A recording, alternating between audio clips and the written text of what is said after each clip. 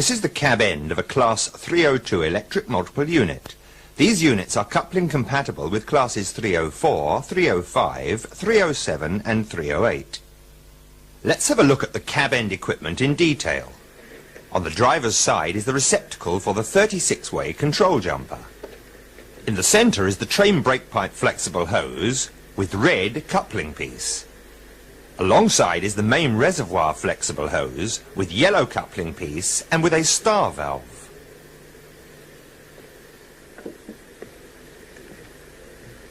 Each of these flexible connections has a separate angle cock. At the offside we have the 36-way control jumper and dummy receptacle box. At the centre of the headstock is a drop head Buckeye coupler. Now let's look at the procedure as one unit is coupled to another. The shunter is calling the train towards him. He stops the driver at least 6 feet short of the unit to which the attachment is to be made. He pulls the Buckeye release chain to open the jaws of the coupler. Let's take a look at the Buckeye itself and the requirements of the unit to which we are to couple. A Buckeye coupling is really an extension of the drawbar and may be raised or lowered depending on the nature of the coupling to be made. Normally it would be in the raised position for coupling to other units and only lowered for emergency coupling. The jaws of the Buckeye are opened by pulling a chain that is connected to a release mechanism. Usually only one jaw would be opened when coupling two Buckeye units. A telltale pin is provided on each Buckeye to indicate an unlocked jaw when the pin is up, and a locked jaw when the pin is down. An attachment between two units must always be confirmed by checking that both pins are in the fully down position. The unit to which we are to attach should be fully prepared, but have the automatic air brake and handbrakes fully applied. Pull forward and couple up, driver.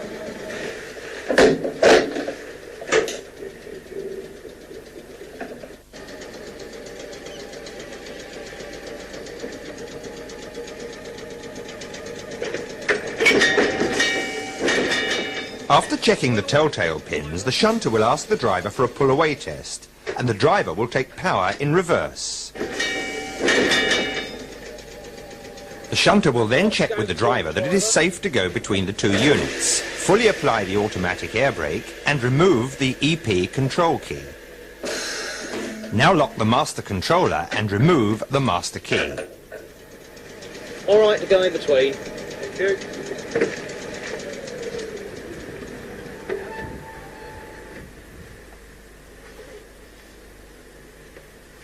He now removes the 36-way control jumper from the dummy receptacle and places it in the receptacle on the opposite unit, making sure that the jumper plug is pushed fully home and locked in position.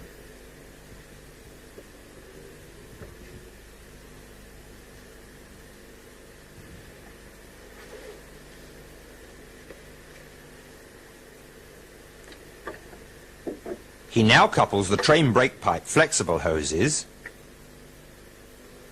and the main reservoir flexible hoses.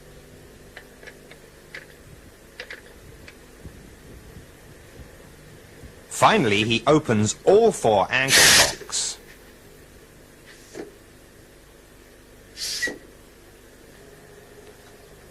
The units are now coupled and ready for a brake continuity test.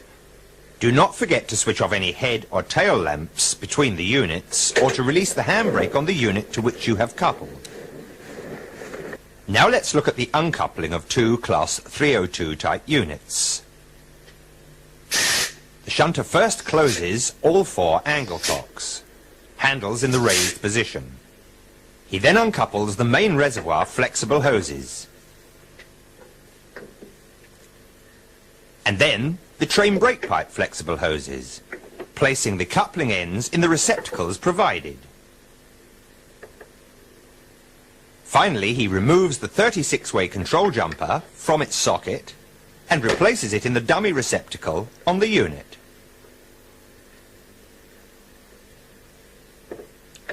Push the jumper plug firmly home and make sure that it is locked in position by the handle above the dummy receptacle.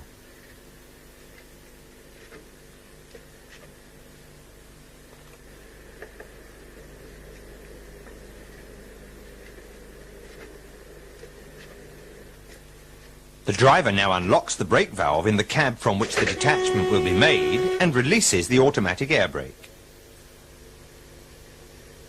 The shunter will then ask the driver to ease up and then pull away.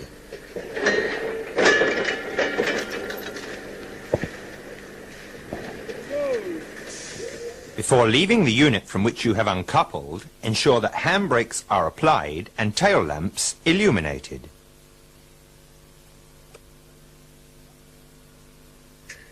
The trainman or conductor from the rearmost vehicle of the train will now ask the driver for a brake continuity test. Okay, thank you. Unlock the brake valve and place it between positions 1 and 2.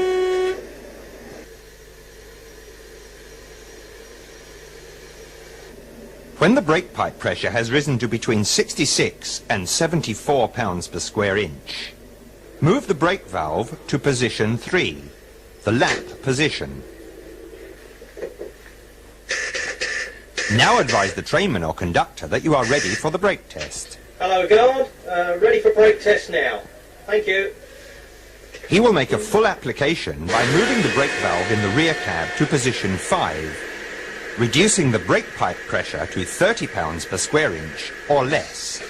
He will then return the brake valve to position 6 and note that the brake pipe pressure does not rise.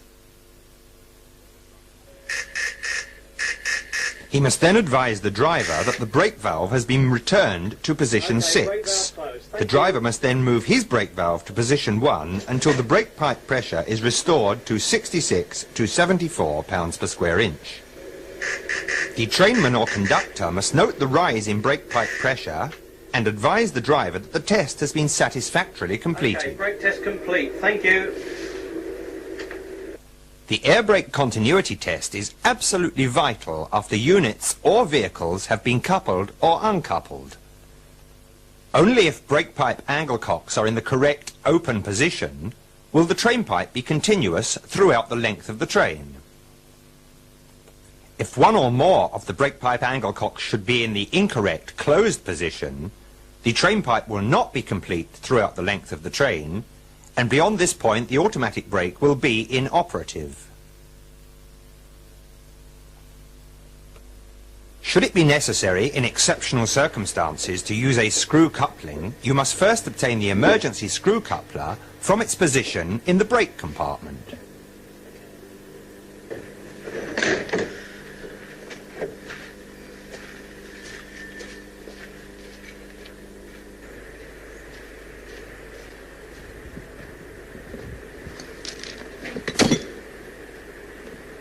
Firstly, pull each buffer out to its long position and place the saddle over the buffer shank.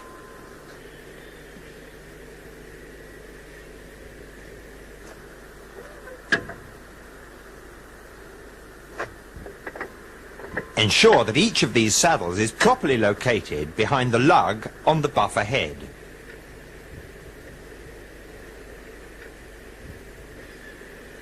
Now pull the Buckeye release handle to open the knuckle on the Buckeye coupler. Take the weight of the Buckeye on your left forearm, lift the telltale lock of the support pin and move the support pin slightly to the left. Now taking the weight of the Buckeye on your right forearm, withdraw the support pin. You may now drop the Buckeye head. Now replace the support pin, ensuring that the telltale lock is in the lowered position. You may now place the emergency screw coupler over the exposed draw hook.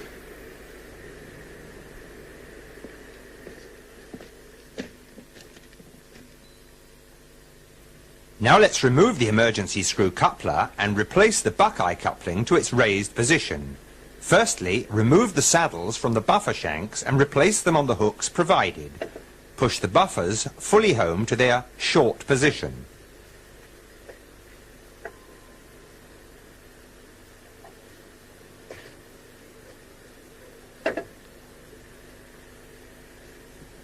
Now remove the emergency screw coupler from the draw hook. Turn the telltale lock on the support pin and pull it partially back to clear the drawbar. Now smartly lift the buckeye head on your right forearm and push the support pin fully home. Ensure that the telltale lock is in the lowered position. Do not forget to return the emergency screw coupler to its hook in the brake compartment.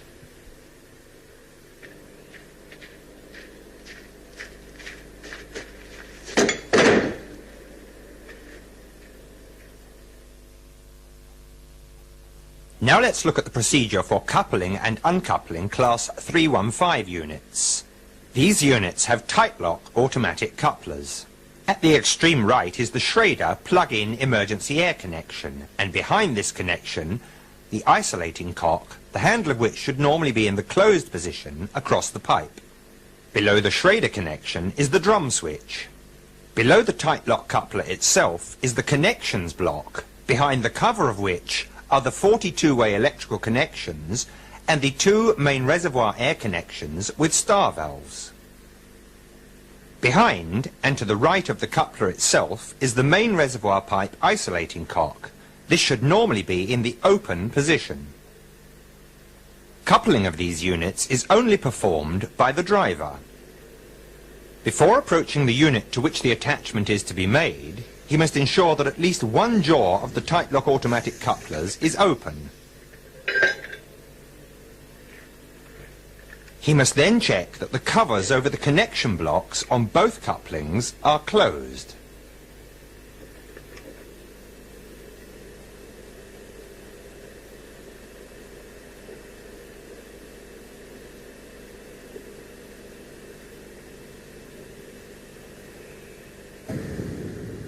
He now draws up to the unit to which the attachment is to be made, stopping 6 feet short of this unit.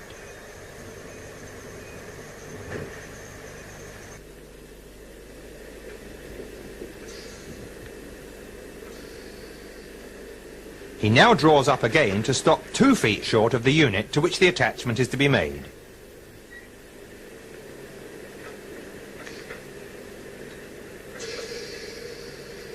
Now he may proceed to couple.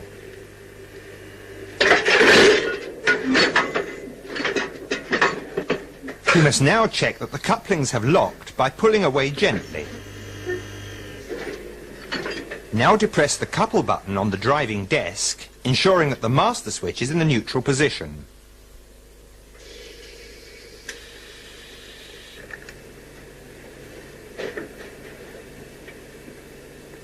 The driver must now get down and check that both drum switches have moved to the coupled position. Both drum switch handles must be in the fully up position. He must now check that both butterfly indicators are visible and that there is daylight behind them. The coupling has been completed successfully. Now let's look at the uncoupling procedure. The driver must ensure that he has at least 5.2 bar of main reservoir pressure. He must fully apply the automatic brake and check that the master switch is in neutral. He now depresses the uncouple button for 5 seconds and then selects reverse and takes power to draw the units apart.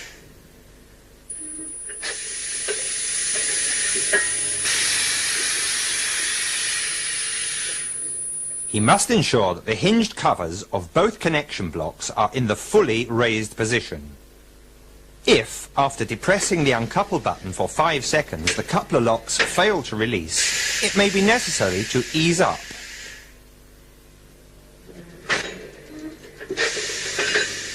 Should the couplers still fail to unlock, it will be necessary to obtain the uncoupling bar from the nearest driving compartment. Turn both drum switches to the uncoupled position.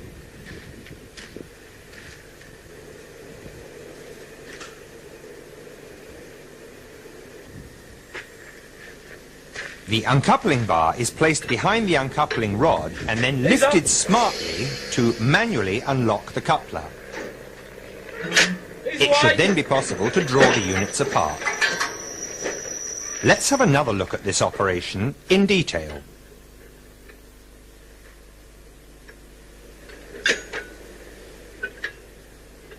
Once again, do not forget to ensure that the hinged covers on the connection blocks are in the fully raised position.